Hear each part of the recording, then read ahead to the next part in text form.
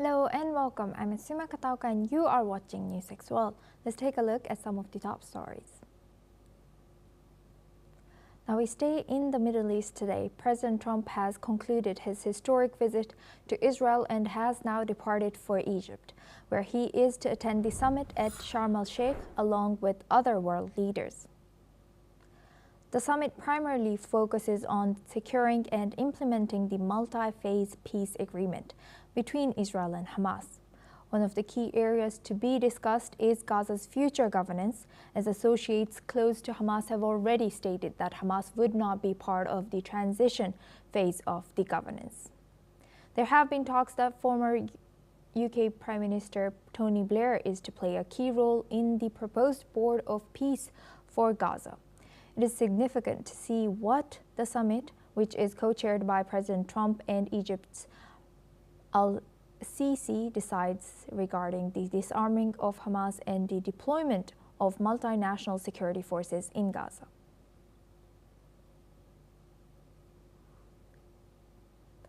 Now for this discussion, we're joined by John Rosamando. He is a geopolitical analyst and president of Viking Research Associates, joins us live from Washington, D.C. Thank you, John, for joining us again. Good to see you. John, thank you for having me. Thank you. Now, how significant is this President Trump's role in brokering recent Israel-Hamas ceasefire? Well, if it were not for President Trump, I do not think that we would be having this ceasefire, because he's the only person who's been able to bring the parties together to have any kind of discussion. I think that the president has accomplished what no one thought he could by bringing all the parties together and leaving Hamas as the party that could potentially be the fly in the ointment. And how do you see his approach or his administration's approach, comparing it to past administrations like Joe Biden and Obama? Well, the thing about President Trump is that he's very decisive. He is someone who sets the parameters and sticks with them. The president also believes in personal diplomacy, so he gets together with the people who make the decisions and works to build consensus regardless of who is involved. Thank you, John, for sharing that. Now we also welcome Mohammed Osman. He's an international relations specialist, joins us live from Cairo. Thank you, Mohammed, for joining us again. Good to see you. Would like to see your perspective on how President Trump's role in this brokering the ceasefire, how significant is U.S.'s role here? Thank you for having me, Suma. Indeed, of course, the American role in reaching this ceasefire is central. It cannot be ignored. We cannot underestimate or underplay the significance and the leading role the United States has taken in achieving this cessation of hostilities in Gaza and a clear roadmap towards a permanent cessation of hostilities. However, of course, as we all know, the United States was not on its own in this effort. If anything, the United States position was very unbalanced throughout this war, whether under Biden or under Trump. They were blindly biased towards the Israeli viewpoint, and even they were implicated in many of the Israeli crimes against humanity and crimes of genocide and systematic mass murder and starvation in Gaza. They were an integral part of that, Asuma, and we should never forget what the Americans have done in this regard. And so far, however, right now, because of the consultation and the very constructive dialogue President Trump had with the United States, other key partners in the region. Mohammed, please hold on. I just want to acknowledge the visuals that are live that we are showing now. President Trump has landed in Egypt, and he is getting off of his plane. As you can see, he has landed in Egypt, Sharm El-Sheikh, and now he is being greeted by the delegation there, el-Sisi.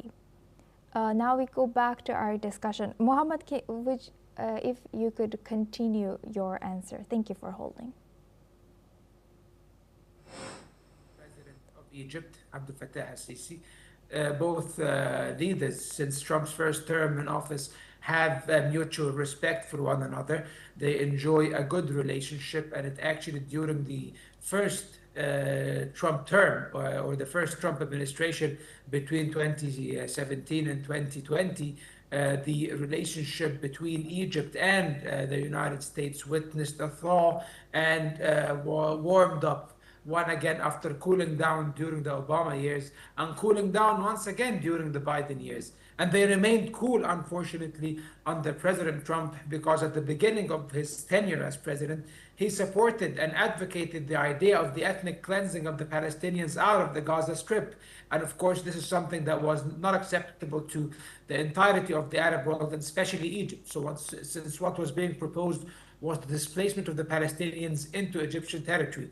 And Egypt, of course, said that this would mean that this might end even the peace between Egypt and Israel. So now this is behind us. President Trump has readjusted his stance from the war in Gaza. Now he is much more interested in a more balanced approach to achieve a sustainable peace. He has forced the Israelis to accept this agreement against their own will. And so far, the first phase of the agreement has succeeded, with the exchange of the detainees and the hostages being accomplished today, the living ones at least, and also with the withdrawal of the Israeli army a couple of days back to the yellow line inside the Gaza Strip, evacuating a significant portion of the Gaza Strip.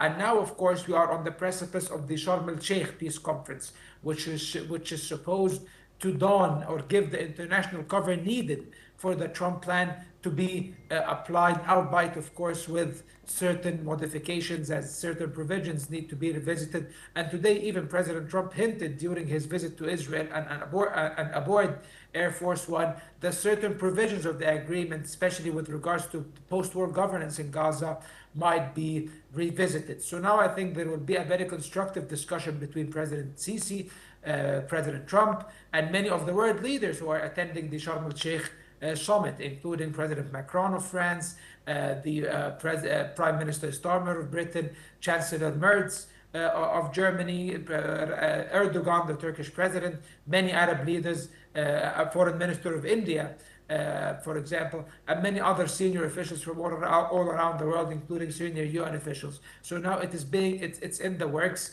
There is an urge or a will, a common will and a common goal between all the participants to reach a common understanding for the effective implementation of the second phase of the agreement. And most importantly, of course, President Mahmoud Abbas of the State of Palestine also is in attendance and is in Sharm El-Sheikh as well, which means that the Palestinian state, which has been recognized by over 159 countries all around the world, has been invited as an equal on par with the other states who are attending this landmark peace summit. I am very optimistic about the possible outcomes, Asuma, and I hope that today they will find certain frameworks to apply the peace plan in a just manner that will take into account the interests of all parties, including the interests of the Palestinians. Yes, indeed. We will be eyeing that all in this channel. Thank you, Osman, for sharing that. And now I would like to take John's take on this. John, do you think that US's role in this, this particularly Gaza and Israel, moving forward, do you think Arab countries will be able to trust US again for, as you know, previously there's some controversial policies, like Osman mentioned, that US's administrations did, such as, you know, moving the embassy to Jerusalem and some others as well. So do you think US will be able to gain the trust back from these Arab countries? Well, I think the United States has the trust of a lot of the Arab countries. You know, particularly look at President Trump's effort to shore up relations with Qatar following the Israeli bombing of Doha. I think that we have done more to try to bring both sides together. I mean, I don't think that we would be having this conference if the U.S. had such horrible relations with its partners. I understand the Egyptian concern about the Palestinians in their territory, considering that the past decade or so Hamas was involved in the uprising in the Sinai. So there's a lot of complications, but I think the one thing that we all have to agree upon is there's a need for a third-party force in Gaza of Arab and other nations to provide security for everyone involved, provide security for the Gazans, disarm Hamas, and allow for security for Israel so that Israel doesn't feel a need.